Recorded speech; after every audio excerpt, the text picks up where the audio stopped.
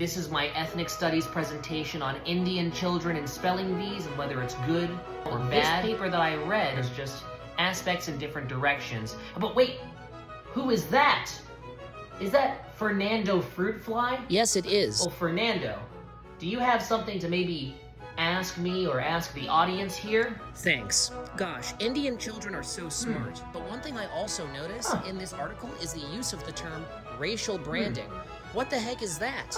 And because this class almost wants for us to compliment the effects of these spelling bees, should we be praising the effects of racial branding? Interesting. What's going on here? I'm Fernando Fruit Fly. Well, Fernando Fruit Fly. According to Eastern Michigan University in 2020, racial branding is defined as the utilization of pre-existing stereotypes or cultural tropes for the purpose of targeted marketing. Obviously, we have very old-fashioned versions of this racial branding, but it can also be more subtle and subliminal.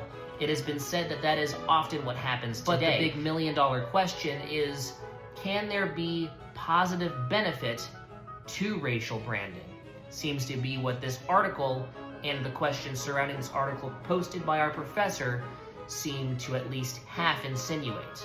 Let's dive right into it. Chris Moneymaker was a sweaty, smelly loser. He was as lower middle class as you could get. The guy could barely even pay his rent. But in 2003, he decided to use his very minor experience in online gambling rooms to play with the elites at the World Poker Championship. Now, stats on poker tell us that Chris Moneymaker, with his relatively little experience, should lose within the first 30 minutes against these guys. The guy had some unequivocally lucky breaks, and not just that, he demonstrated surprising skill in the face of adversity, and this lower middle class guy ended up winning the entire championship against all odds. The very important thing about this story is that gambling companies and poker companies took the story of a random lower middle class guy who had no experience in actual IRL poker in his life, winning, and they used this particular story to market to lower middle class people, encouraging an entire new base of people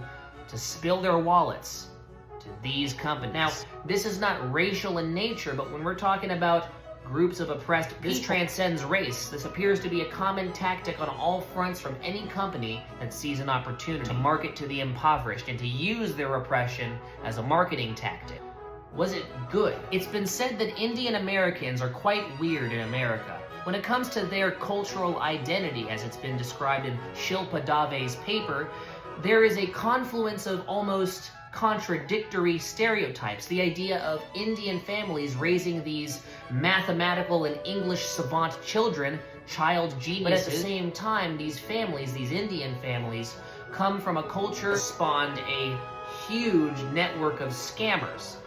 The idea that Indians are terrorists, scammers, or just general deviants, two somewhat unfair stereotypes that literally pair together like wine and oatmeal, given Indian Americans a very troubling, indeterminate identity. Enter the spelling bee. In particular, companies marketing spelling bees specifically to South Asian Indian Americans. This has, according to Shilpa Dave's paper, resulted in increases in one's internal pride of their culture, a result in a lot of careers that have been jump-started by winning these competitions. And let me tell you, these Indian American children are winning these competitions.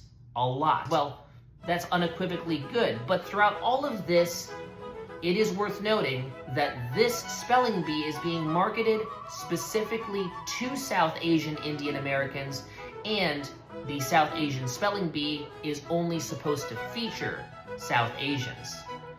Isn't that a little bit of a model minority myth enabler? What I specifically take issue with was how there was a lesson 2 weeks ago about the model minority myth, and this class wanted for us to critique America's branding of Asians as the smart achievers within America, the model minorities. But at the same time, in this lesson, this class almost wants for us to compliment these Indians performing in spelling bees and being marketed by these companies as spelling savants and the achievers who have the merit by default to win, and we're supposed to compliment what these Indian children are doing as an act of resistance against racism, as one of these discussion questions say.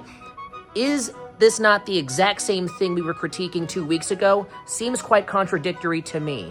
It's not as obvious or offensive to some, but its specific racial targeting and usage of the Indian savant child, it's taking advantage of those particular racial dynamics in America to make a profit. There is a $50 entry fee per contestant for these spelling. The conservative estimate for annual contestants is at least $1,000. So we're looking at $50,000 annually. Not just that, but there has been a large list of pretty lucrative brand deals, including Hexaco, which is a tutoring program, which can make it slightly troubling when one notices a disparity wherein around 94% of people who win at these spelling bees were upper-income Indian American families who had access to tutoring programs, expensive tutoring programs, in particular the Hexaco tutoring program, which you may remember from earlier, one of the big sponsors. And I hate to use ethnic studies class phrases over and over again like a broken record, but it is relevant here. The model minority myth is being reinforced by these companies. First discussion question is, why Indian Americans? Do they just have more merit by default? Are they just better at everything? Is it their respective cultures giving them a good work ethic and encouraging them to work hard and get into a good college? Is it due to the fact that systemically they're preferred over other children? The second discussion question is about the model minority myth here. Due to societal encouragement to participate and win, they are participating and winning more, which leads to greater societal expectations of these people. If subtly reinforcing the idea that Asians have more merit by default is harmful, well, then what are these spelling bees doing, and is it harmful? And my third and final discussion question is, do they make the nation better off or worse off? If there's one thing that Chris Moneymaker and the poker championships and Indian children and spelling bees taught me today, it's that when companies use class or race as a filtration system to decide who to cater to for profit, well, the masses respond, both positively and negatively. One thing's for sure, when oppression is turned into a marketing tactic, whether you're a competitor or an organizer, it's always a gamble. Thank you for watching.